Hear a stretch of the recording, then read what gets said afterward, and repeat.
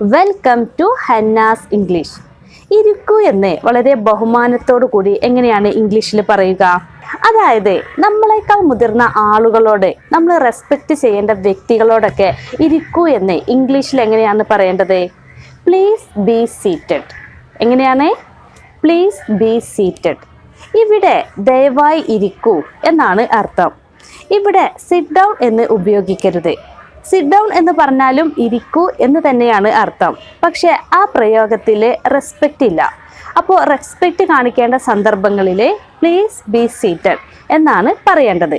ഇനി അടുത്ത സെൻറ്റൻസ്, ഞാനൊന്ന് നോക്കട്ടെ.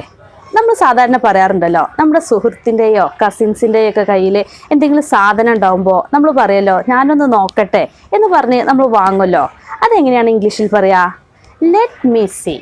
എങ്ങനെയാണ്? ലെറ്റ് മീ സീ, ഞാനൊന്ന് നോക്കട്ടെ. ഇനി അവൻ